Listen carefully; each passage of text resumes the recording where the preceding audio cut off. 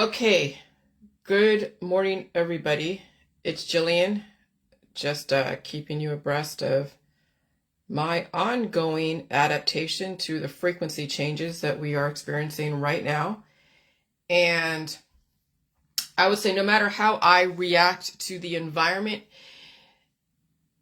it is because of the frequency change. And my reaction to the environment is not as aggressive as other people's reaction to the environment, or some people's reaction to the environment is pretty much not as aggressive as others relative to mine, not as aggressive as mine because, what would I say? It's because it's the rapid aging process. And so when you control growth in your body and you get rid of the juvenile cells instead of maturing the parent cells, and you have a strong immune system that is working against you, then what happens is you have an even deterioration process, an even growth process that is deteriorating you. Now that is such a weird dynamic, right? Well, why is it that some people are not getting major reactions from the climate changes and triggering disease and all of that? Because they have an immune system that allows all those little microbes working against them to be distributed evenly. And so instead of them dealing with disease and being, sick, what are they doing? Their body has distributed the little enemies all over the body and is causing them to age aggressively. And so in a slower frequency environment with their lifestyle and belief system and all that, they could potentially live to be 80 or 90. In a very high frequency environment, when people have an even distribution of little enemies in their body, then it is a rapid aging process with no diagnosable condition per se, but you see them getting older or deteriorating a little bit more rapidly. Okay? Because that's some people's programming, unless they trigger disease, unless they trigger their immune system to find the enemy and root it out and then bring it through the different pathways. And you'd have to open up both sides of your immune system or both sides of your alimentary canal. And not everybody is able to do that. So that is why some people don't react to the changes in the environment. Like a lot of men out there don't react like the women out there to the environment. Though, yeah, there are some men that do get diagnosable conditions, yes, and they are under a certain kind of care, and they have been diagnosed with something, and they're managing it. But there are other men that just really hadn't, they had little skirmishes and been homesick and all that, but their curse is not to get sick and be down for like a week or 2 weeks or be diagnosed. Their curse is the rapid aging process, the accelerated aging process. And they still feel okay. That's what is normal to percentages of the population, which is why they don't understand why people react to the environment the way they do, because they weren't given that curse. They were given the gift of adaptability to their environment. They were given the gift of relative longevity. And so when you're given the gift of that, then you don't understand why people get sick. And that's some percentage of the population's belief system, that it's all in people's heads, or it's just who knows what. So the main takeaway today is about rapid growth depletes your resources. And so that's what I experienced yesterday and now I could say there's a frequency change yesterday and it caused a bunch of growth, or it was reaction from the day before when I was out hanging out, feeling that surge of energy with my husband and on the boat, and I was just zipping around feeling like so on top of the world because I had so much energy, and I also had the infrastructure to handle that energy.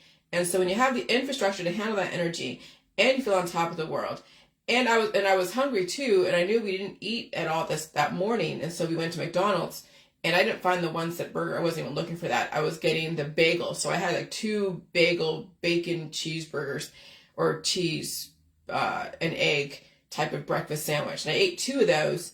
And then we did fishing, and I was still on top of the world. And I was getting a few items for my husband when we had to stop at the convenience store.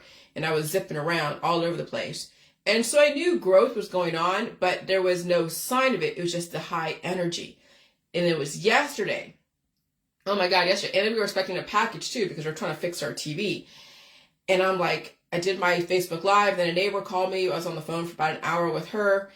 And I'm like, and I hadn't eaten. I was trying to still get everything out on, on my YouTube and everything else. And I'm like, I have to get off the phone because I'm so freaking hungry, like so hungry. And so I told you I was craving spaghetti yesterday. And so I did make spaghetti. I finished up what I had to do, made this spaghetti. And it was around maybe about 3 o'clock that I finally just ate my stuff. And then I laid down. I'm like, oh God, it showed that the package was going to come between 1 and 5. And it was about 3 that I wanted to take a slight nap. And I ended up waking up at like 4:45, almost 5. And I'm just like, I hope I didn't miss it. I hope no one stole the package, because they rang the bell. I didn't hear it because I have everything on silent. But I was looking for it, and I hate waiting for packages because I hate being on someone else's time frame. And so it was out there, thank gosh, and I brought it in. But I was down for about an hour and a half, dead to the world. And I had the hives when I ate the food, because it was feeding the energy, it was feeding the growth in my immune system. And it was all over my front. I even had it like right here. It was a trip, okay? And then when I woke up from my nap and got the package and woke up from my nap, then I had to release more demons. Like literally I had to pull more out. It was insane. But that's how you're going to have to survive this. Sometimes you're going to have to take a nap and you wake up, you got to pull more demons out of your ass. I mean, it is literally how you're going to save yourself in this, because the rapid growth, when you get hungry, you're depleting of resources, because the rapid growth depletes resources. And the type of algorithms that are going on, you have no idea the type of frequencies that are waking up certain types of colony units that use up specific nutrients in your body. That's why the last 3 years, I would get on certain kicks of eating oranges every night, or eating Jell-O every night, or eating some kind of food every night before I go to sleep. I don't have the cravings for the tangerines like I did. Or ice cream. This last summer it was ice cream. Now I can eat cheese. Like right now I'm eating cheese and tomatoes. Like so much pasta with tomato sauce and cheese and hamburger. And I'm just like, what the heck is this? But then it dawned on me that all these different hives that I've been feeling the last 3 years that would come on and off based upon the climate change is the growth that depletes resources. And so you think of them, I think of them as teenagers, as children that are growing up and they're going through a growth spurt like that quick. And you have to feed that child the nutrition that they use as they're growing up. That's why these kids can't afford to be picky eaters. But you know how these kids are so much in deficit because it came from parents who were in deficit. And then the parents are in deficit. And so everybody has to become whole again, but do they have what it takes to become whole again? And I'm telling you, the last 3 years when I'm going to bed at night and I'm eating my snacks and I feel the hunger pains and I see the growths and I release them through both ends, blowing my nose, coughing, sneezing, pulling out the shit. I know I am replacing and changing out the damage, whatever trauma, and replacing it with peaceful, intellectually capable, intelligent cells that can adapt to this environment and take on information. Okay? And so main takeaway, rapid growth depletes you of resources, which is why all foods are so important, and that you must understand you have to make room for the new growth in your body. And so sexual reproduction, regardless, depletes you from resources. Obviously, having children depletes you of resources. In this environment, to become whole again, it is not intellectualizing the food you must eat. Your body gravitates towards specific food. So pay attention to what your body wants. You can't override. I mean, that's where those that think a lot, like some of you are really, really smart. It's not just eating what I'm eating, because I'm eating for specifically the situation that I'm in. Again, like last year, or this last summer, it was all the ice cream. But remember, everyone's body is different based upon what resources were utilized at the time of the frequency change. Okay? And so then you really have to figure out, what are you craving? What are you craving? If you're craving something, don't call it addiction. Call it the body is deficient and it needs what it needs. Sometimes I would be craving the potato chips, but I haven't. Sometimes I would crave like the pretzels and the popcorn with the cheese. But I have chips downstairs, but I don't really want them. Not because they're bad for me, because my body doesn't need them. But what have I been craving lately? The oatmeal and the rice pudding with the raisins and the milk. And then a couple weeks ago, it was a cabbage.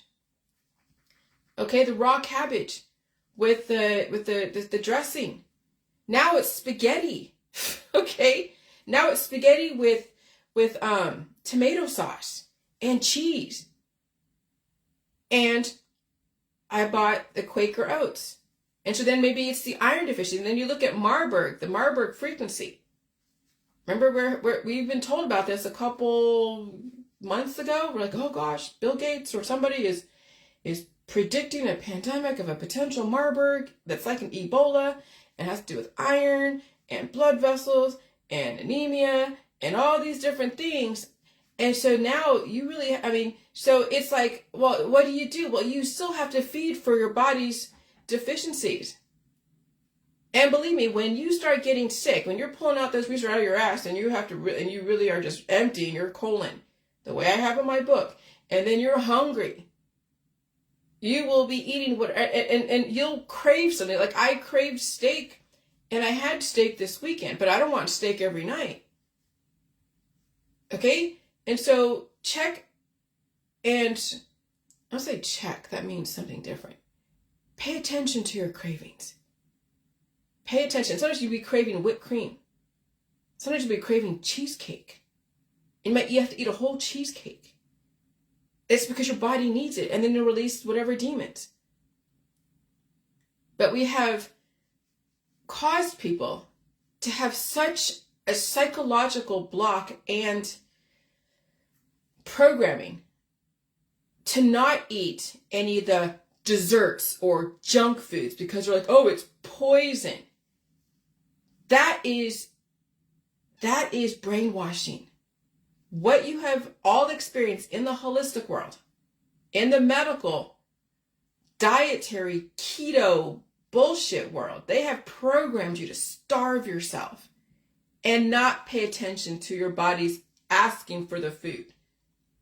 You have developed this whole thing that when someone says something is poison or it's junk food or it has GMO in it, that you actively deny feeding your body, actively deny your body the nutrients it so desperately needs.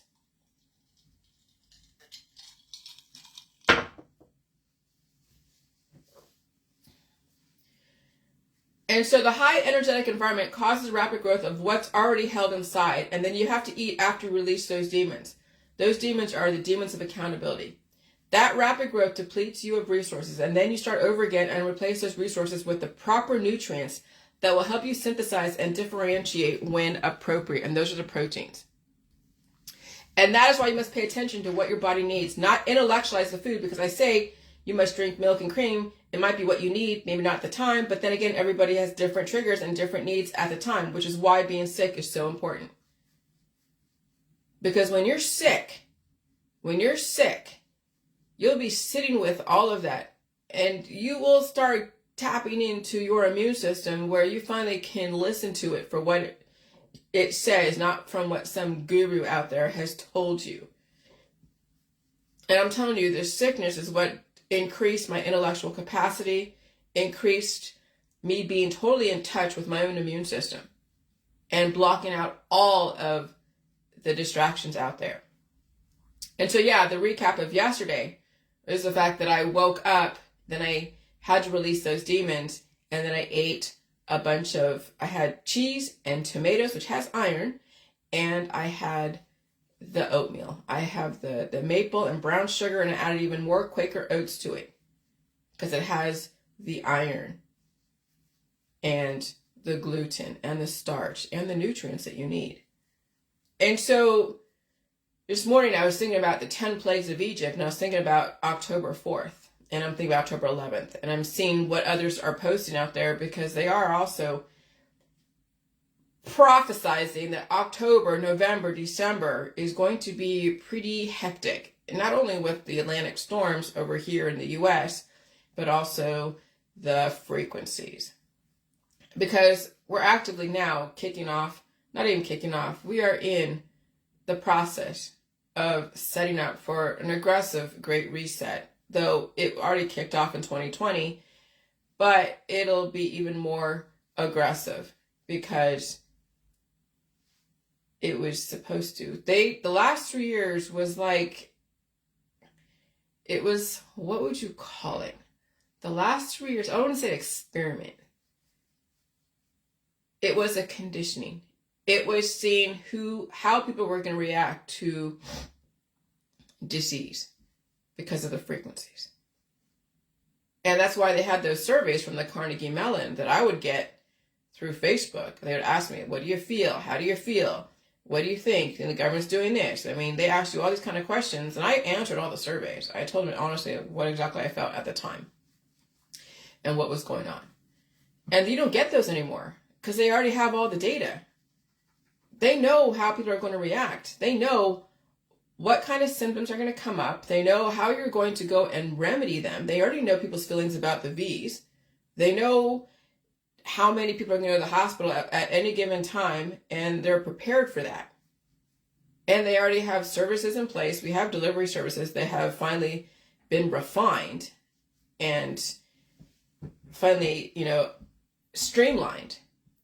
And people understand, the pros and cons with that. And sometimes you have to pick up your stuff if it's that busy, but I'm fine with that. I know what I'm dealing with. And they know how people are going to react when they're out there on the planes. Remember that lady that pooped her pants and there was a whole stream of poop in the aisles of the plane? Who knows what kind of frequency hit her, and her body couldn't handle the frequency, and it wanted to release those demons because her immune system was jolted, and so she shit her pants. Sometimes that will happen. Okay? And so I couldn't tell you how far long ago was the Bible written, if it was like 500 years ago, 1,000 years ago, 2,000, 10,000, who knows? But I know that being raised Jewish, and I remember going to Passover, Seder, and all the 10 plagues, and going through that whole Exodus. The 5 books of Moses and Exodus was one of the holidays that we studied and would go to the Seders. And it was, hide the afikomen. It was, putting, 10 dots of wine or whatever on the plate. It was eating the horseradish with whatever. It was, the mortar for the haroset. What is that? It's like apples and honey and walnuts. And that represented the walls or something, or was a mortar for the pyramids, I think. It's been a while. And the lamb's bone, and then the Passover was putting the lamb's blood, right? That's what the what is that called? The mezuza. When you put the mezuza on the door, which is a Jewish tradition, that's to signify God that if they're going to pass over the house to spare this house of the death of the firstborn. And so that mezuzah that had scrolls in it, which is a little tiny, square box that is tilted to the left, on the left side of the door, I think, the door jamb or something. And it shows that is the house of a Jewish person. And that signifies that if God comes over, the angel of death comes over, it would spare this house and it would go and take the firstborn at the next house. But that's impossible to figure out, because when these frequencies come over, the angel of death, which is basically frequencies, everyone is equally subject to the frequencies. It's just you have to now figure out how to reinforce your body to handle the frequencies, to handle the angel of death. Some people die instantly. Other people get disease. Other people, it's like a cold to them. Others just have to sleep and eat, and that's it. That's the stage that I'm at when the angel of death passes over, which is basically a frequency. And other people are just going to die suddenly. It'd be like the rapture. That's why you see the Christians talk about the rapture, because they know something's coming and they're going to call it, I don't know, some biblical thing. But they have been programmed to pass away in the rapture. They've been programmed to go to the other side. That's all programming. Oh, God, that's all programming. Okay? And then there's a lifestyle and a belief system and a culture and even an absolution. Catholicism is giving you that absolution. That's all the remedies and the surgeries and the diets and the detoxes and the herbs and the antibiotics and everything else under the sun and all the spices against your body's immune system. And so if you're going to have absolution like that, if you're going to have that kind of, absolution, then there's a payment system. And then people that caught up in the rapture. So there you have Passover and the rapture. Those are two sides of the same coin. And it's, if you survive the rapture or survive the Passover, then you have violated the laws of your body less than the other person. But then you have people characterize the rapture. Oh yeah, all the sinners, all the bad people are left on earth, and all the good people are flying off to heaven into parts unknown. You know, that's a programming too.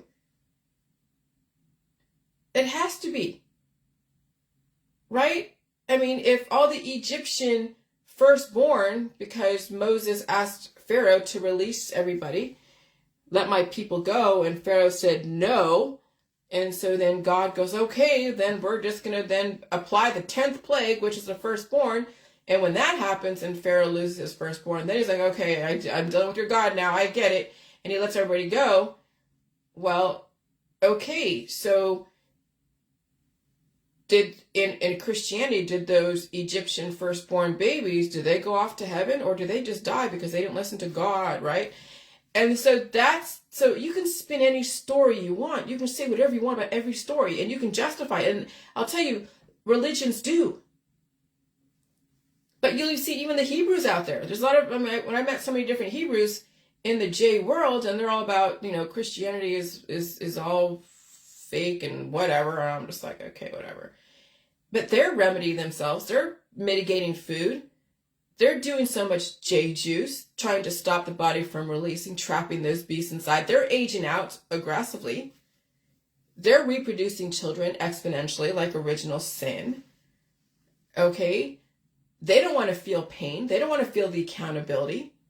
Who's they? Well, I see them every kids. They come through, and I take a look at what they're doing, and they're talking their scripture, and they're showing you that they're doing vegan, vegetarian. They eat food, but they don't want to feel pain. They like my juice because it has given people a little bit of relief, but you can't live on that forever. That's not supposed to be forever. That's supposed to be only temporary to activate your immune system, not to cure you to where you're then starving and aging out anyways, because you're just, I don't know, already following what you've already believed in, that you should die someday. And so then you almost like end up like the Christians who are into the rapture. So then you don't see a difference between the Hebrews and the Christians, because they both believe they should die someday, but in different ways, and they have different meanings around it, but the end result is still death. Okay? So the 10 plagues of Egypt in order are water turning to blood, so a lot of iron, too much iron, like you see in the snow, in some places where the water has so many iron deposits that color the water. Frogs, okay, we've heard about that. Lice, yeah, pestilence. Flies, livestock pestilence, okay. Boils, like the hives. People getting growths, rapid growths from the energy conversion. And hail, well, we've seen that. You've heard about hail coming down even in Austin, Texas the other day. They said they had a huge hailstorm that broke windows. Locusts, well, we've seen locusts. We've heard about that. Darkness, well, we'll see about that. And then the killing of the firstborn children. It's going to be a higher frequency at some point. Will it be October 4th, October 11th? Will it be next year? Will it be this year? You don't know. But you know it's coming. They already told you that, another virus is going to be even more. It's going to target the firstborn or target the children. I mean, it doesn't necessarily have to be the firstborn, but any child that's not strong enough for the environment.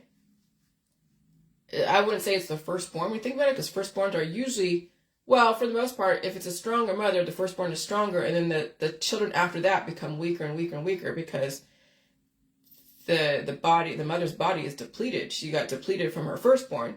If you have 4 kids, then the third child or fourth child is the weakest because they didn't get as many resources in the body. Mother was depleted from the first 3 kids. The more kids you have, the less resources that kid has available to them, the more they have to compensate when they are alive, and it's painful to compensate to become whole again when you're a fraction of a fraction of a fraction of a fraction. And so we are in these times. This is why you must understand the world that you live in.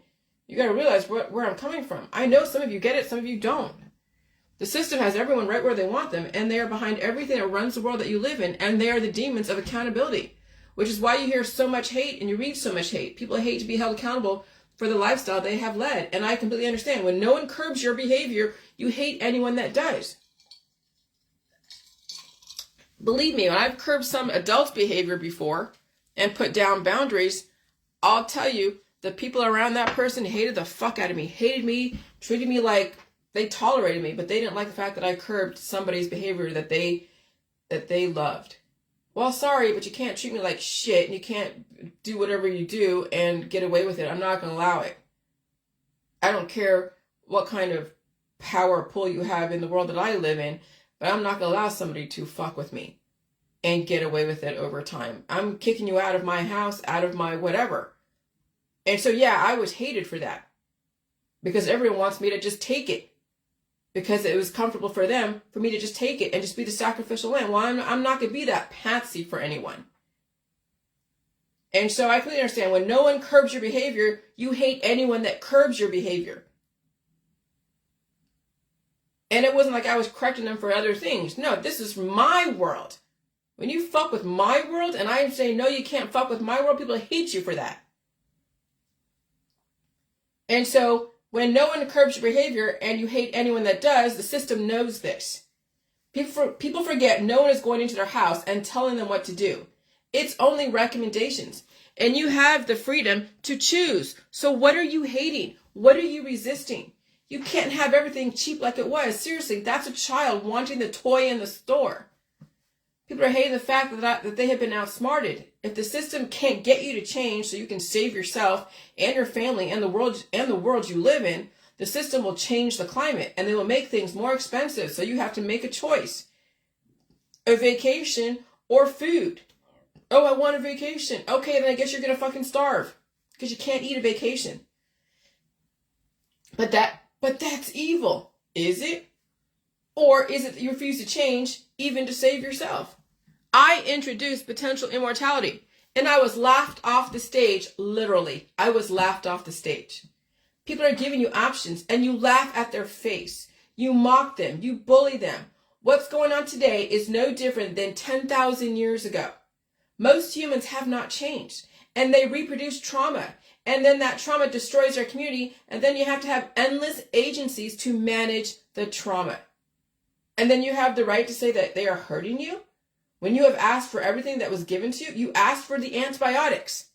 You asked for all the remedies. You asked for all the invasive surgeries causing damage to your body, your children's bodies, and animals' bodies. You asked to have food taken away. You believe someone saying that GMO is poison. You said you believed it. Someone says that air was poison, water was poison. All with your permission, and you wanted to believe it. You allowed someone to tell you that I was stupid. And you say you don't believe in authority, right? I was around so many anti-government people in the beginning of the J world. Like I was surrounded by anti-government people, anti-mainstream. And so that's where I got kind of pissed because I wasn't wanting to be discriminatory. I wanted to let everybody in to see what I was doing. I had nothing to hide. I wasn't going to pick and choose who I was going to save at the time, right? When I believe it, what I was doing was saving people. I wanted everybody to have a chance at this. And the people that were around me were like, no, no, no. And they caused a mutiny. I had to release everyone. And then what do? They called the government on me. Anti-government people calling the government on me. I was so confused. You allowed someone to tell you that I was stupid. And you say you don't believe in authority, but yet you follow authority. The anti-government people in my world called the government on me. And they called Interpol, and they called the Ohio Attorney General, and they developed petitions using government resources, and many of you supported them and signed all the petitions against me. That is how much you believe in the government. Then I figured out these people actually believe in the government. Just like with my mom, I resisted her so much, but really what I resisted so much was the final embedded programming that needed to happen. And then it was just getting it all organized the last 40, 30 years. Okay? That's how much you believe in government. But you're resisting them because you're a child, but you also believe in them. Or you wouldn't have mocked my information. And when you mock my information, then you're saying to the government they were right by having professionals and doctors and teachers and lawyers and government. Not everybody did. But even those that supported me still didn't understand that I was evolving and that you really weren't anti-government. You're just a child resisting your parents, but eventually you will take on your parents' characteristics, or you'll be resisted out of existence. You'll get what you want. You want the rest in peace because you're going to take all the remedies. Look at people in the anti-V world. And they're like, oh, don't take a V, but then they're taking their ivermectins and all their spices and their detoxes. That's offered by the government. FDA approved, though you couldn't make any claims, so to speak. But you followed all the naturopathics who are all about government. They have the licenses by the government. Osteopaths. All the remedies. So what the fuck are you resisting? They were giving you everything you wanted. The antibiotics. You just didn't like the payload or what was offered in the V's, but you still found something else to replicate a demon within you still. And you still are holding them inside. Nothing has changed. And so I said, that's how much you believe in government. But you're resisting them because you're a child, but you also believe in them. Or you wouldn't have mocked my information. Really? What you resist will eventually persist, and you will get what you want. You will have peace, but your own personal peace. The fact Dan Andrews, now he was the premier prime minister of Australia. Not anymore. Is it Australia, New Zealand? Yeah. And I saw so many people on my Facebook resist Dan Andrews. Resist him all to hell. Well, we don't want to have a V to work in a hospital. You work in a system that offers antibiotics and surgeries. And yes, V's. VACCINES's. You work for a system that you already support, and yet you're resisting them, and you're demonizing poor Dan Andrews, who's like, oh shit. He's been used as a patsy for all those who are anti-government, who believe in government. The fact Dan Andrews resigned didn't do a damn thing for you. The fact some of you still buy into demonizing a politician says you don't understand what's going on. You were always the enemy to yourself and the family. You were just highly, easily manipulated. Dan Andrews did nothing to you. Now we get to lay in the bed that we made. It's going to fucking suck. And I tried to tell you. You had to change. It wasn't Dan Andrews' fault. If you choose to be a nurse or a doctor or some kind of medical professional, you have chosen that world. You support that world of remedying away life. Oncology, you support that. The fact that you're like, well, I'm not going to take a V in order to work, which I'm sure they're now lifting those types of restrictions or not. I don't know. Some places do require it. But the fact that you are resisting what you already support says you don't understand what the hell you're doing. Because somebody gave you an argument, something to blame, they gave you a patsy, didn't mean you fully understood what the fuck you were supporting and why. And so that's all trauma. That's all built and that's stuck in your liver, in your spleen, in your brain, in your heart. And so Billy Batts on my Facebook, when I was talking about the 4 temperaments, and I released that choleric anger the last couple weeks, and I had those memories of 8th grade camp when I got in a fight with a chick. And then I had that oopsie, and it was all yellow, and then I felt fine. And so he posted a picture that even explained more where I was coming from. And so I appreciate that. So thanks, Billy Batts. The 4 humors, the 4 different temperaments. As you know, demons hide in the temperament. The demons of accountability because you failed to release the damage, and so they torture you. they become memories, but still reside in you. And sometimes people reproduce those memories in a person called a baby. That is original sin. So yellow, choleric, hot, like the temperature, hot, like angry, that's your liver. Blood, sanguine. So sanguine is like happy, comical, and it's like to them, like the system, how they do this, wet, and it's the heart, right? It's the blood. Phlegm, phlegmatic, cold, brain. So you hear me when I'm coughing and sneezing, blowing my nose, and I'm phlegmy every morning, releasing those demons. And I'm pretty much a brain now, not so much emotional. I'm not angry. I'm not full of love, and I'm not sad. I'm not full of anxiety.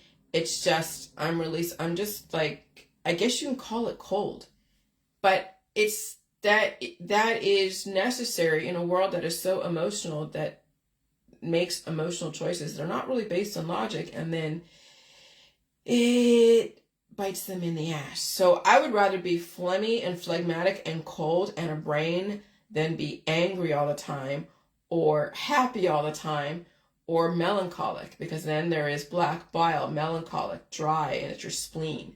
Okay?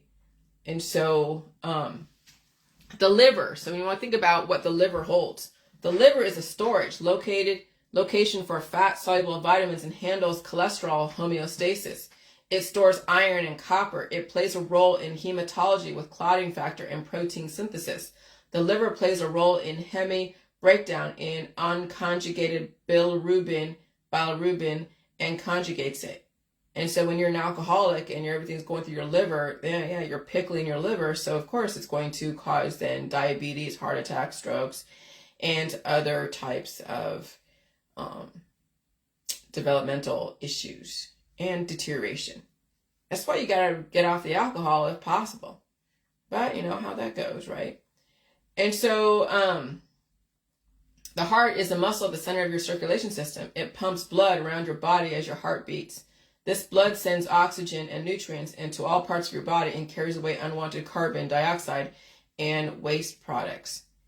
And so when you have a sluggish circulation, system, you're holding so much of the trauma and waste products in your blood until something jumpstarts your heart. And then that's when people have the rapid growth and they die from clotting and all that. And so what is the brain? The brain is a complex organ that controls thoughts, memories, emotions, touch, motor skills, vision, breathing, temperature, hunger, and every process that regulates our body. Together, the brain and spinal cord that extends from it makes up the central nervous system, or CNS. And so your brain is run by your gut. And if your gut's all messed up, your brain's going to be messed up. That's why when you release the demons out of your gut in the proper way, and you eat food and you allow the growth to happen and release the demons in the proper way, then you'll have mental clarity. You can put together concepts and make connections at a faster rate with more clarity and logic that is sound, based in facts, not emotions. And what are facts? It's all relative to what it is you're intending and how you're proving it through the laws of science and biology and physics, which has already been platformed by academia. And so all you gotta do is take the information and put the information together with an intention, with an outcome, and then just record the results. And those results will confirm what it is that you're intending to do. And so then who do you have to blame? When your intention is already, if people's intention is to die, then all their antibiotics and surgeries and food mitigation was the groundwork that was laid before their death, and they made those choices every step of the way. And they allowed somebody else to manipulate them into reinforcing that belief system. And when someone offers them a different belief system, they actively chose to deny, to reject, to mock, to bully. And then that was their own purposeful block. And so it's a self-fulfilling prophecy. Then who are you blaming? Why are you blaming me, the doctors, or anyone out there, Dan Andrews, who has absolutely no connection to you? He's over there. You chose for yourself, you chose for your family, and you chose for people around you who didn't have any other thought but to believe some stranger or their friend.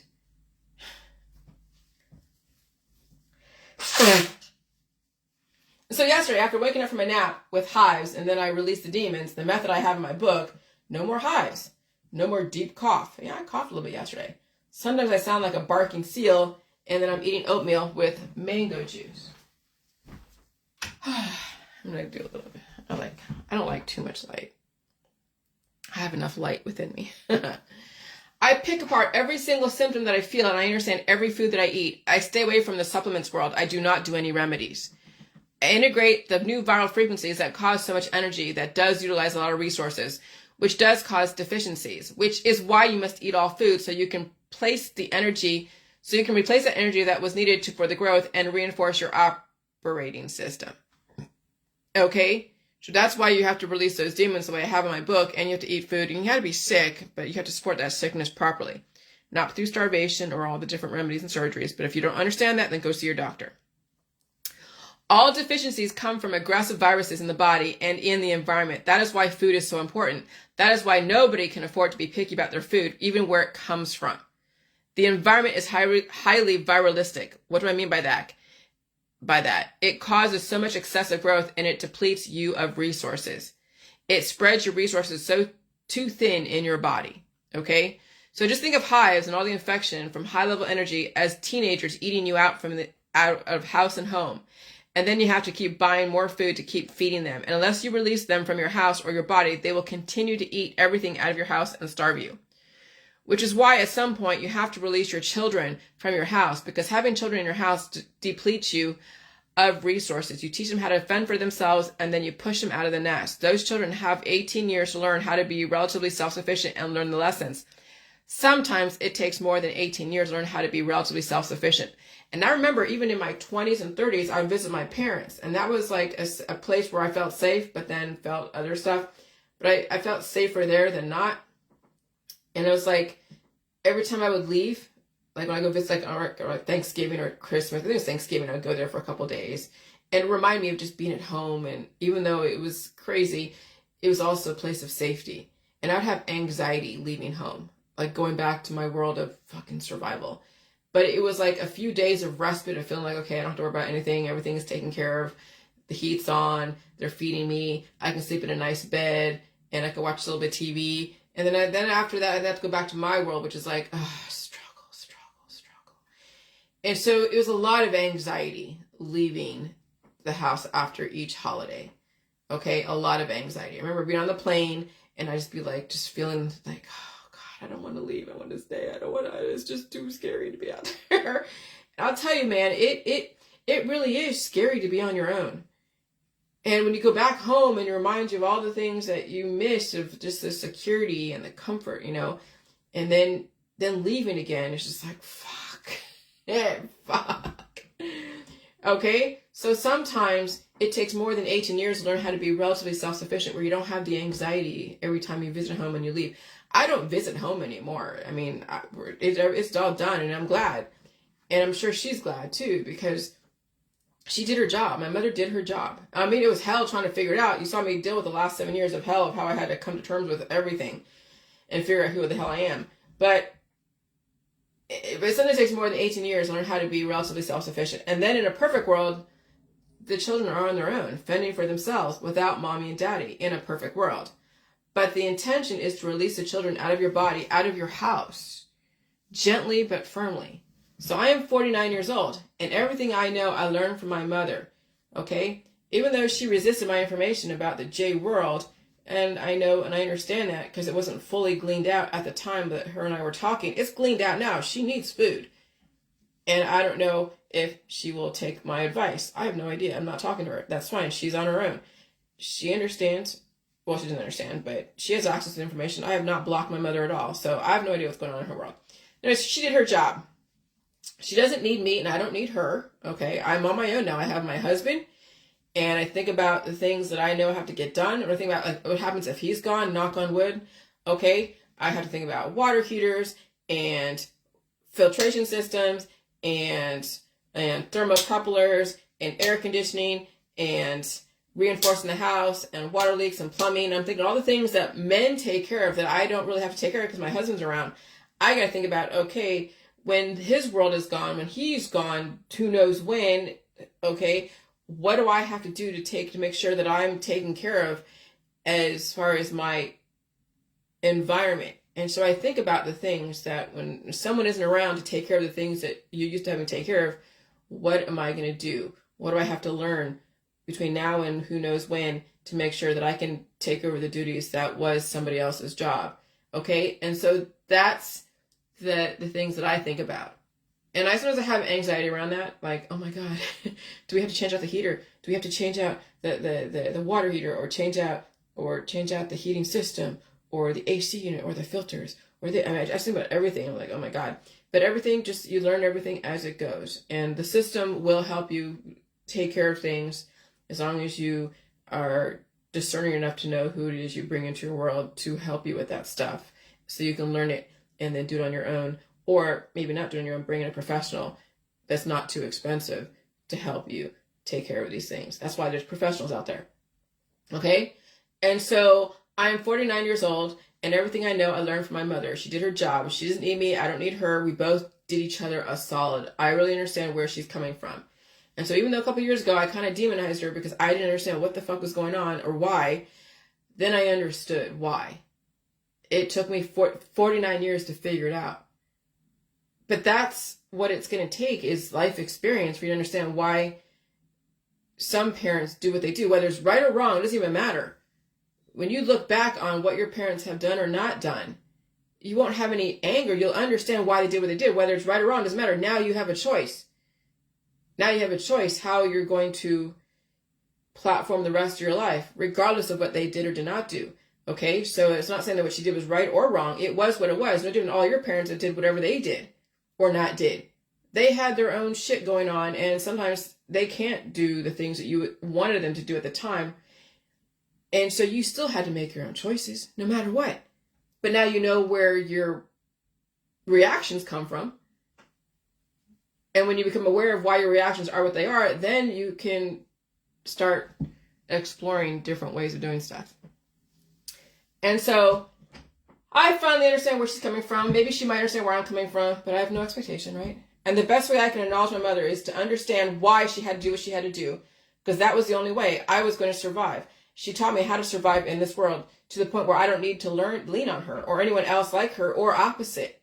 No one can fill her shoes. Because there's people out there that were opposite of her completely, and I kind of leaned on them, and I appreciate them for what they have been for me during those times where I didn't understand what the hell my mother was doing or why. And not like anybody can explain to me. How do you explain to someone who's 20, 30, why people do what they do? You have to go through the process of life to understand why people do what they do and put yourself in their shoes. And even understand potentially what their intentions were and why. And you look at the background of the climate, the economic climate, the cultural climate of the day to figure out what they could have been doing, because they're not going to tell you. People are not going to tell you what their intentions are. And if they did, you wouldn't understand. And you'd be like, well, why would you do that if you knew this? Because no matter what, you're going to have to survive every single situation out there. Some people don't survive the situations out there, and it doesn't matter anyways. The people who do, they learn from those situations.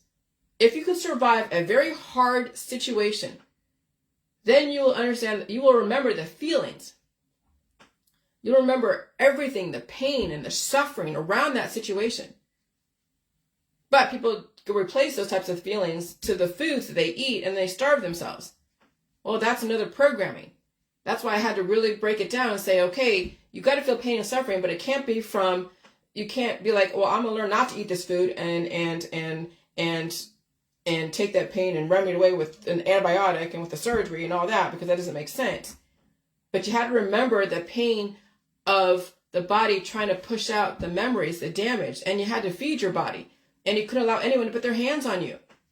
You couldn't allow anyone to put their hands on you or make that the association that in order to feel pain, it had to be from somebody else doing something to you. No, you had to release the traumatic memories that you endured from people putting their hands on you, or people giving you things that were antibiotic, or giving you things that were like surgical or remedies, or things that trapped the memories inside that you couldn't release. You had to understand the proper way to release, through crying, through sneezing, blowing your nose, understanding your alimentary canal, understanding the microbes in your body are not something you attack. Life is not something you attack. You release it, you feed it, you release it gently.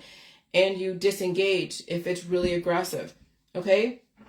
And so, yeah, so anyways, no one can fill my mother's shoes.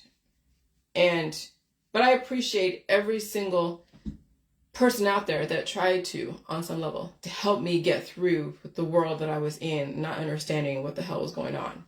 And so my gift to her is to honor her with an amazing life, contributing to the world, just like she intended. In the end, all of us are alone. Even when we are surrounded by family, we are alone. No, because nobody can live our life for us. I mean, that's so true. Even when you're surrounded by all your friends and family who are distracting the fuck out of you, you still have to deal with your pain and suffering and come to terms with everything you've ever done. And if you don't want to, and you have people around you that can help you distract you, and then you all go over the cliff together, okay, that's a lifestyle choice. That's a choice. But then when someone gives you another option, you can consider that. But people don't want to consider other options, so they mock it or they ignore it, which I understand, or they bully it or they try to shut it down. And that's because people don't want to face the ramifications of their choices. That's the accountability when people are pissing you off. Okay? And so I've had that accountability and I've faced it. I would face it. Like I forced myself to face my trolls even through email. Now I don't anymore. I don't need to. Because now it's on them. I've given all my trolls and everybody out there all the science behind what I'm doing and why. And that still, it's all your choice. And my information, what I'm doing, may not be for everybody. But some people might take to my information and have the support system and the infrastructure to do what I'm doing. And it's not antibiotic and it's not harming anybody else. Everything is FDA approved. And you had to understand you couldn't let anyone put their hands on you. You had to disengage from the influences that don't want you to change. And then you had to figure out how you were going to implement change in your world without destroying other people and without destroying yourself. And that's a lot to juggle. So if you die alone, even surrounded by people, you also live alone, surrounded by people. Some people are surrounded by more people than others, okay? But you're always alone. People can be sympathetic, but they can't live your life for you. I'd rather choose to live alone, surrounded by people who understand. And my husband understands sometimes, but not all the time, and that's okay. I don't need him to understand everything. But living alone doesn't always mean by yourself. Sometimes living alone means you are married because you have your own life, or you have a girlfriend or boyfriend or whatever, and your own life and interests. And so does your husband or wife or girlfriend or boyfriend. It doesn't make sense to be joined at the hip. But you will always have to face you. No matter how many distractions you put in front of you, you still can look at yourself in the mirror. You still look at yourself in the mirror when you're surrounded by yourself and people. When you surround yourself by people all the time. So when you hang out with people, you're looking in the mirror. You're looking at your reflection. When I'm married to my husband, he is a reflection of me and vice versa. Even though my husband's like, gosh, Jillian, do you always have to do those Facebook Lives and talk about this and that? I'm like, yeah, because you married me because I was different. You married me because I was different than the people that you hung out with. And this was the different that you needed to get yourself out of a rut. And me too, my husband was different than the people that I was around. And he helped me get out of a rut. We both needed different. We both needed a change of scenery. We both needed something different in our life to redirect where we were going. Okay? And so you still look at yourself in the mirror when you surround yourself by people all the time. And so I see my reflection. I see my reflection in my husband. He has his idiosyncrasies, and so do I. But he's very smart, very intuitive. You can't get over on him. You can't. He doesn't say a lot, but he observes a lot. And when he observes a lot, he's taking notes. Sometimes it may take a minute for him to figure out what's going on, and I can see it quicker than he can, but I can't make him see it until he's ready to see it. And even vice versa. Okay? So who you're married to, who you hang out with, who you interact with on a daily basis, whatever, that's your reflection. That's mostly who you are. Now, when you look at people around you and what they're doing, some are just like completely oblivious to what's going on. They're like, I have people come, say stuff on my Facebook. They're just all about love and family. And I get it. It's all about love and family. A lot of dying and reproducing. So all the families dying and reproducing. And so they're exemplifying exactly what the reflection is. They're there temporarily. to guide their family into oblivion, because that's where it's going to end up. My information doesn't resonate with them. And so that's fine. I mean, that's a reflection. Who you surround yourself with. Traditionalists. You know where that ends. But it'll end faster in a very aggressive environment such as this. How can you say that? Because when I go outside, when you go outside, even inside, the environment has accelerated. The waves, okay, so the frequencies in your environment, like maybe 3 years ago, was like hills and valleys, okay? Hills and valleys, and there might be a little bit of an increase during climate change, like cold and flu season and spring allergy season and summer and all that, right? But in this environment, instead of the hills and valleys going on, now you have mountains, peaks and valleys, peaks and valleys, peaks and valleys. And people haven't changed their lifestyle. They're still traditionalists out there doing their diets, doing all the traditions, all their family dying and reproducing and having a bunch of kids and everybody, and so, but the environment has changed, but their lifestyle hasn't changed. So now what they're doing is they're accelerating the outcome of their intention. When you are dealing with peaks and valleys in your environment, infrasound. That's why people are getting sick, dying suddenly, going for operations. Just look at your Facebook. Everyone's at one for an operation or they're getting diagnosed, and they still won't change. They're still all about their family and dying and reproducing and not changing anything and food mitigation and blaming somebody for whatever, as the environment is accelerating exponentially. So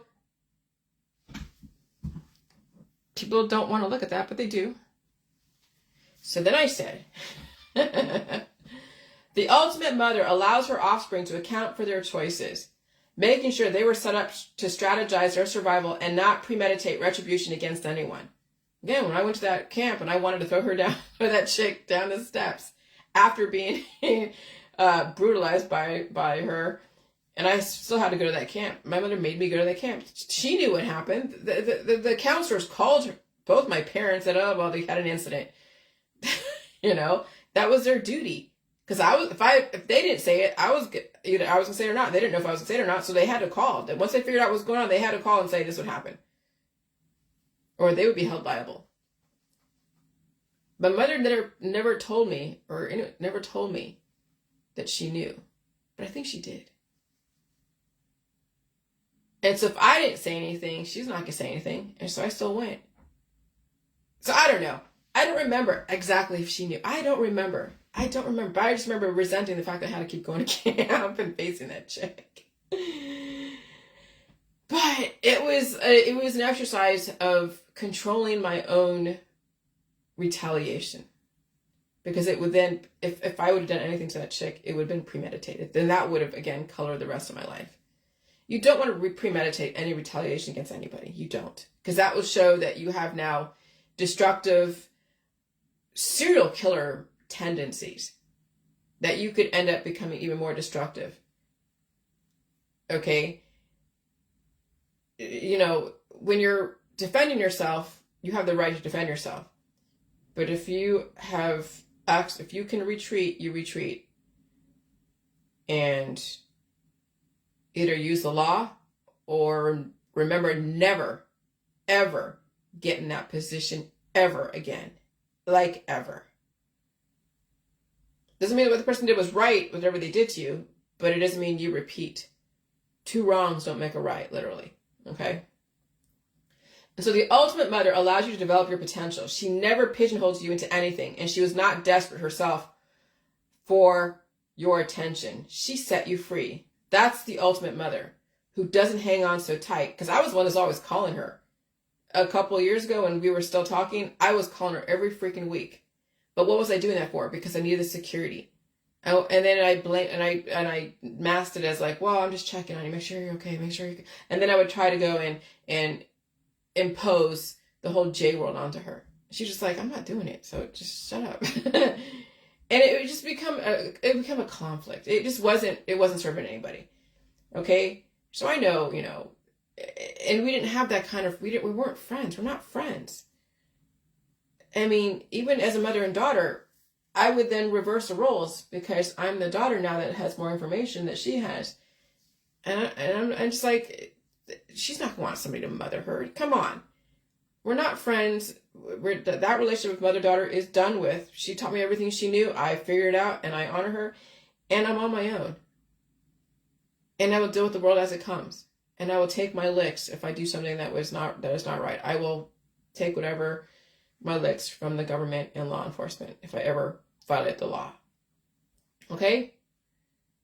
So I hung on to her more than she hung on to me. So that's the ultimate mother who doesn't hang on so tight because of her own deficiencies. The ultimate mothers are not feeding off the body, mind, and spirit of their offspring like vampires to humans. Roseanne Barr said that's why sometimes mothers eat their young. Because she's so hungry that allegorically, that's when mothers are so connected at the hip to their daughters, with their daughters and sons. They want the mama's boys and the daddy's girls. Same thing with fathers too. The ultimate mother sets their families free once they put in the time, taught you all the lessons you needed to survive in a very predatory world of people who will love and hate you and gift you and seduce you to death. She gave you the gut feelings of those behaviors, and you will never, ever forget those feelings, even when someone whispers sweet nothings and shines you on. She gave you the gift of detection, and she set you free to experience them and survive them if you had it within you. If you didn't have it within you, it doesn't matter anyways, you're dead. Now look, the mothers who are so attached to their daughters and sons who can't let go for the life of them. Now you see why the system is doing what it's doing.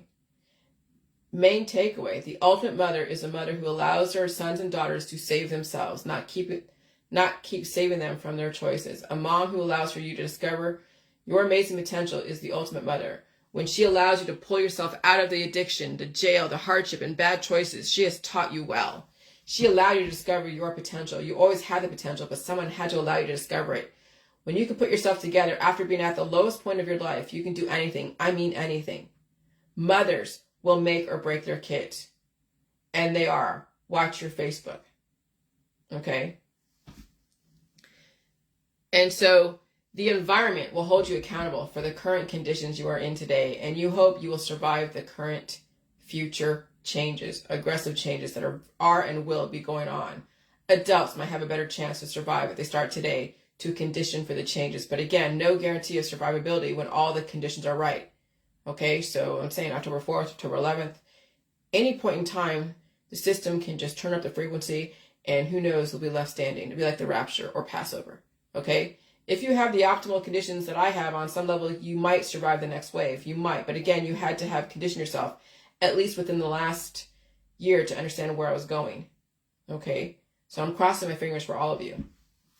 And so the magic was always the suffering. Not the hormonal psychedelics, but it was up to the mother to train herself and her kids to suffer to live, not suffer to die. How much is too much? How little is too little? See a doctor if you are lost. And so then I said infrasound, DEW, 9/11, break down the infrastructure. Maybe there was thermite in there, maybe there wasn't. Put it all together or not. You have choices, do nothing, or figure out your game plan. Right? But nothing is, you can't prove anything. Everything is theoretical, speculative. We already have the stories around 9/11, all the different stories. You choose your own adventure. It doesn't even matter which one is true or not true. Can you survive it? And you did survive it. And some that didn't, okay, they didn't survive it. But today, you have the chance to survive every single story that was put in front of you. And you have to strategize every single story. So when you're given 10 stories of Passover and rapture and climate change and manipulated weather, geoengineering, and cycles of the universe, okay? Now you have to embrace all the different thought processes and understand how to strategize every single one of them. But if you're just trying to strategize one out of 10, you have a blind spot. That's why it's so important to understand all the arguments. Because if you only understand one argument out of 10, you have left yourself so open and blind that it'll be easy to ambush you and pick you off. Like guerrilla warfare. And survivors are either going to consider the evidence and change or resist, realizing the self-fulfilling prophecy. Shortcuts were never the answer. You had to account for them. You were tempted by all the alternative methods, and now the chickens are coming to roost. Ooh, excuse me. How many will finally realize where I'm coming from? You had 3 years to change and face everything. I hope you survive the next 3 years. I hope the lessons are not too hard.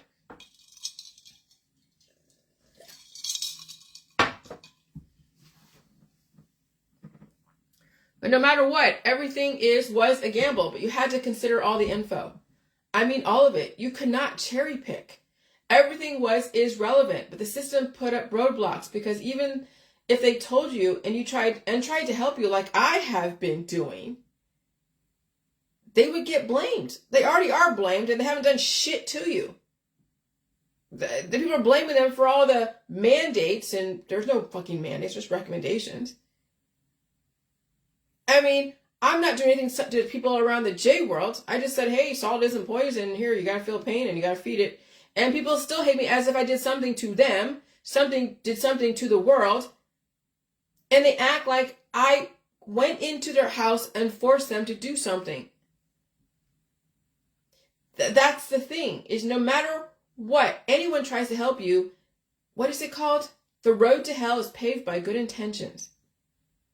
And so the system will not do anything to you that you haven't done already, that you haven't asked for. You make the choices, because they know exactly how humans operate. They will blame the nearest thing if they even get wind that if they can pin it on you, they would. And so, because even if they told you and tried to help you like I did, they would get blamed, just like I got blamed. Just like I did. The system tried to tell you. I tried to tell you. So to legally cover their ass, they had to warn you, of course, and give you another story to work from. You had to make the choice. I understand now, I really do. Every script writer, singer, songwriter tried to tell you via allegory. They could not give you the absolutes. Even my book makes no direct claims. I had to play by the rules too. I am and was trying to help all of you. You cannot win with anyone dead set on misunderstanding you.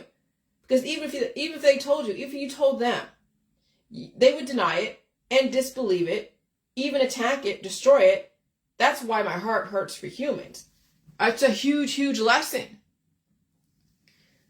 That is also why you cannot show proof of your claims, right? Or tell anyone anything. They must experience the proof of when the outcome is not in their favor, you must also give them absolution, a way out, a patsy. Okay, so when people have issues and they don't want to ever face the pain, they're always doing their drugs and alcohol and distractions and so much sex. And I know they were trained to do that, okay. And then they have an outcome of that they're dying, or they have cancer, disease, and chronic illness, or whatever. Then the system gave you a gift. They gave you something to blame. They gave you someone to blame. They gave you something to blame. They gave you a way out. So no matter how it ended for you, you always had a way out of not facing yourself. Because when you face yourself, it's devastating. It could destroy you. So if you can blame it on somebody else, that's easier. And that's what you always wanted, was to blame someone, or you wanted a savior to save you. And so they gave you a patsy. When they had to regulate JFK, RFK, MLK, Malcolm X, or anyone out there, Gaddafi, or anyone else out there, they had to develop a patsy. So they could regulate the system, give you someone to blame, let you live in that world. You couldn't really prove it. And if you could, there would still be another system that would work with that. And you still died anyways, believing whatever you wanted to believe. And so what is a patsy? A person who is easily taken advantage of, especially by being cheated or blamed for something. There is a mischievous sparkle in his eyes that suggests he is no patsy. That is why religion, politics, and science exist, to give you someone to blame, and the agenda still lives on. You still die anyways, and even faster in this environment if you can't change. I told you I will not be anyone's patsy, ever. Not only did I have to take personal accountability for how I was going to evolve my information, but I also exposed the system of patsies, because that is how a system of divide and conquer via evolution operates. Witch hunting on both sides. It's the war. I stepped out of the war and gave you a choice and became humble in a system with formal regulators who understand absolute power corrupts absolutely. You cannot be too influential via resistance or else be remedied away government style. And that's on oncology. And that's what's going on with Russell Brand. He is now in some hot water right now. He is going through the oncological process. And it's through the legal system. And they have all the evidence. It's a matter of it coming to surface because he thought he was untouchable. He thought he was immune to accountability, like so many people in Hollywood and in politics. That's why Epstein existed. When you are weak, you invite demons into your world. When one is sick, one can kick out the demons, not waterfall them out or develop new ones. One must understand how to deal with weakness. One must be strong while dealing with weakness. Be careful what you entertain when you are at the lowest point in your life. You could be entertaining demons who destroy you within at your invitation. Which is why you stay lucid when dealing with all experiences, so you remember what it feels like at that moment. And you never make the same mistake again. Your gut can't help you if it's not dealing with clear communication. And you never make the same mistake again. Your gut can't help you. Okay, you can't be protected. You can't be protected for you to learn how to survive. You have to experience every situation you could potentially encounter. Protection makes people weak. You have to protect yourself, but even that must understand. Even you must understand what that actually means. When you rely on someone else to protect you, not even yourself, you don't know what protection means. Like my husband, when he's home, okay, I feel great when he's home, but I have to protect myself when I'm on my own. Oh, believe me, I would feel sorry for anyone that tries to break into my house. But no one's going to. I have nothing. I have nothing that anyone wants here. There is nothing. I don't collect objects. I don't have anything of value. They don't want this. They don't want anything here. There's nothing here for anyone to take. But still, you have to protect yourself. But that also means that if it's out of your hands and you're outnumbered, then you have to elicit the help of mercenaries like law enforcement. Okay? Your government. But then you'd have to figure out why it is that you're attracting so many. That's why when I talked to the FBI and I was attracting so many crazy people, they had to even ask me, well, what the hell are you doing? You're attracting so much controversy. And I had to explain to them. And they explained to me, and it was great. I mean, it was fine. But I voluntarily went in there and just let them interrogate me. Because not every victim is really a victim. They can also be a predator to somebody else. And so, if people who claim they're victims are actually the predators, somebody needs to figure that out. Well, the FBI will figure it out.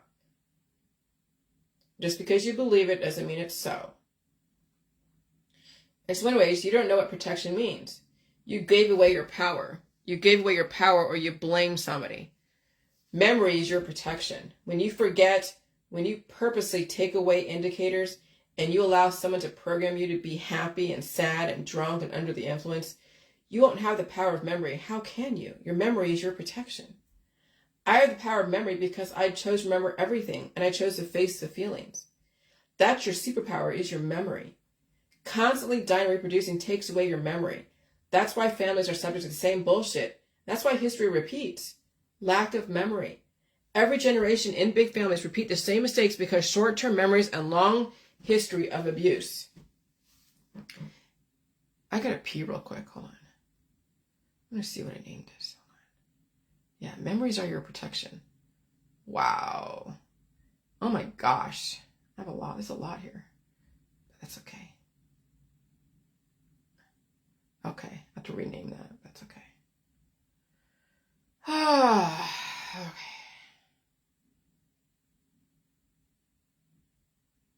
Give me 1 second. Okay. All right, give me a second.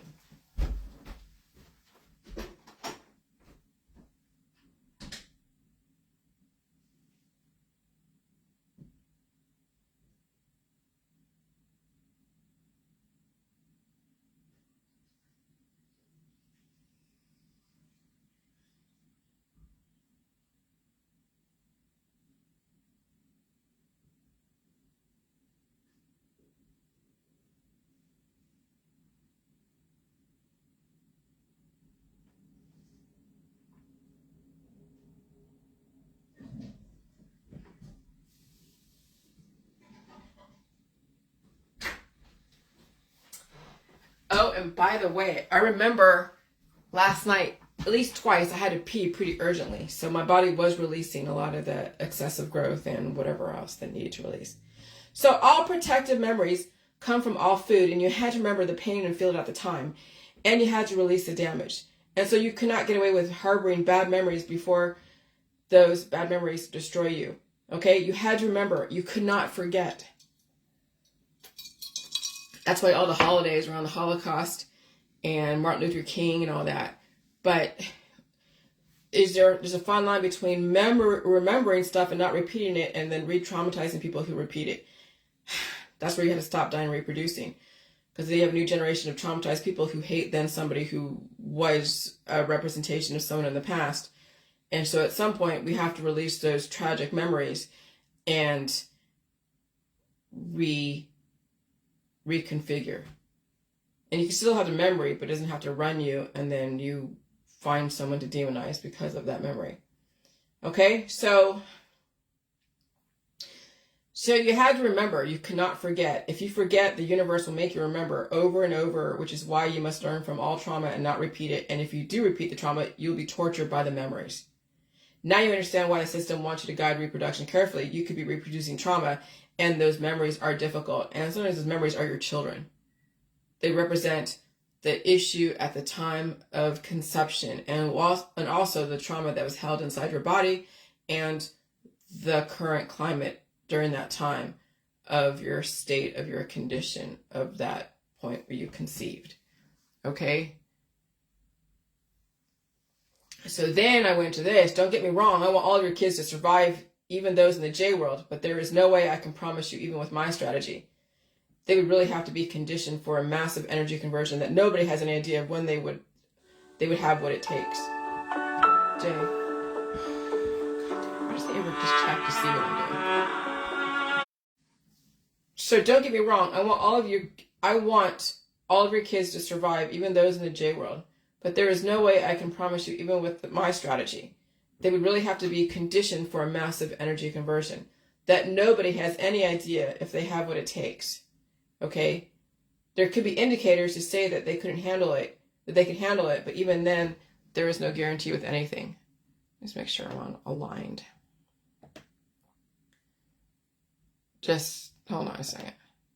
I just gotta make sure that my video is aligned with the picture. I mean, you can let me know, but if you're still there. Okay. The picture, I mean, you can let me know. Okay, it is, okay. All right, good. Okay.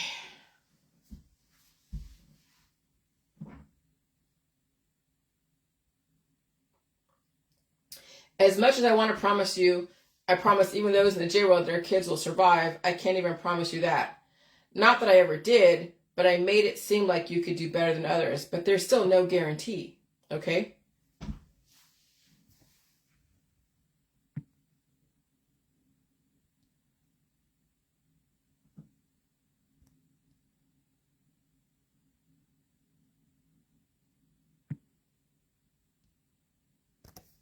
But there is no guarantee.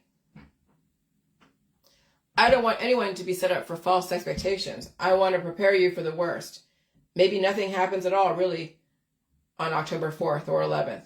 Maybe it's just a little frequency that we're all used to. And maybe it's not. Maybe it's everything we thought it would be, the worst that could happen.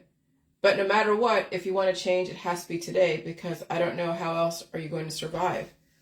Again, that sounds so freaking extreme, but I'm feeling things today or yesterday. I had hives yesterday, and I was itchy, and I had a lot of growth. I also have to feed the energy. If I had hives yesterday and I feel energetic, what's going on with your children, even you? That's why I sound the way I sound. I feel it. I'm experiencing it. I'm not special. Nobody's that special and escapes the environment. I told you on my video today, or yesterday, I was eating spaghetti with cheese today. I'm craving spaghetti with cheese. Today, not as much. I'll still eat it. And so vitamin C is the only dietary constituent that, other than animal tissue, that have been shown to promote iron absorption. Iron absorption occurs predominantly in the duodenum and upper jejunum when ferrous iron can be transported into small intestine mucosal epithelial cells. So food pairing is important, I guess, at least nutritional wise. But then I was looking at old scientific documents that said that calcium and iron have a hard time coexisting and they cancel each other out, but then they found out they don't. So I was going through an informational type of process. And so it's like, well, that makes me question then tomatoes and cheese eaten together, like pizza, right? There must be a significant amount of time in between each ingestion, but then is pizza really healthy if the calcium and iron cancel each other out? New studies suggest it does not. The body does adapt to having both iron and calcium together, and they both still are able to absorb it. And is that why meat and milk are not allowed to be cooked and used together in the Jewish religion? Is it really a nutritional thing? You need milk, you need meat, but they have to be eaten separately. How much time in between? I don't know. But new studies suggest you don't have to eat them separately. All I know is I would be on a specific kick every night, eating just oranges every night, or a couple of years ago, then it was just eating tomatoes and cheese. I couldn't tell you the significance except that maybe the frequencies are depleting my iron, and so I have to keep replacing and releasing those demons. Now it's eating oatmeal, and I think I still switch off eating cheese on one night and whatever. But no, I'm going to keep doing stuff. So I'm going to keep eating the cheese and the tomatoes. And just to let you know, I've not had a period since June. Before that was March or February. Remember how much spaghetti I would eat when I was PMSing at home 20 years ago? Trying to make up for the iron that was lost during that time? Because yeah, I was bleeding too. Those frequencies are taking up so much energy that I have to feed myself so much more. And I'm not trying to feed two people or even any sexuality. These frequencies do affect desire, but some days it's not as bad as others.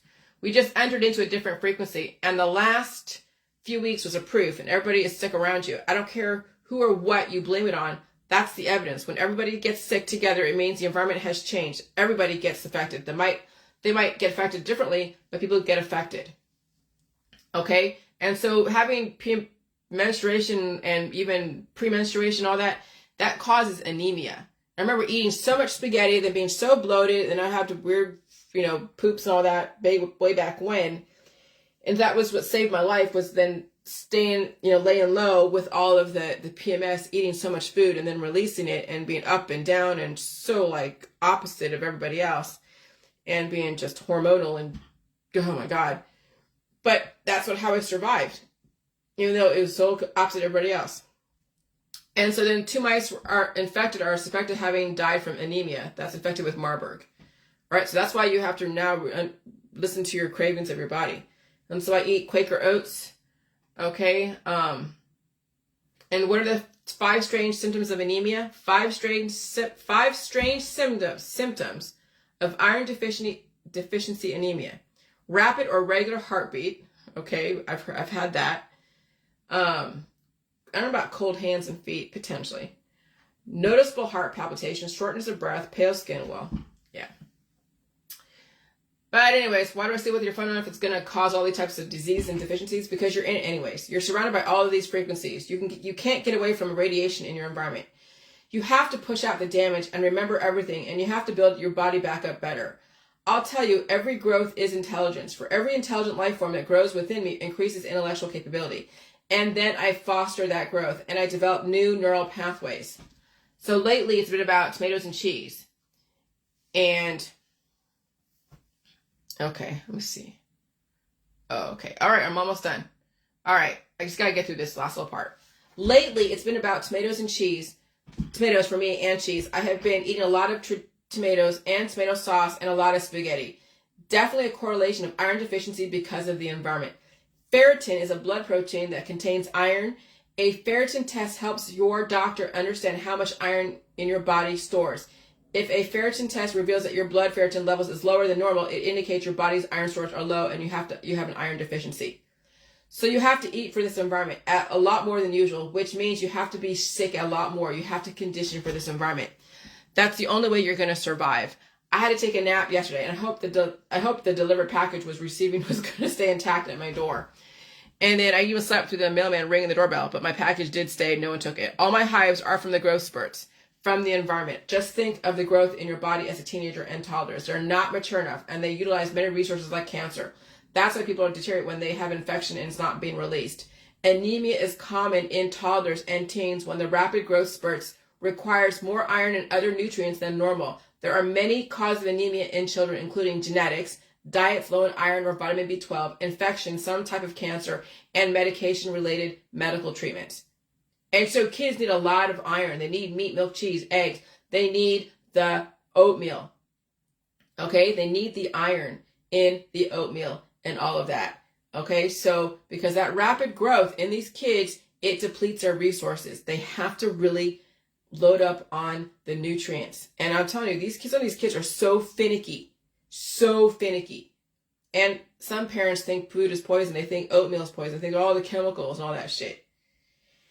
And so in plain sight, ultrasonic pest repeller, electronic mouse repellent plugs can help you keep rodents away from homes and businesses.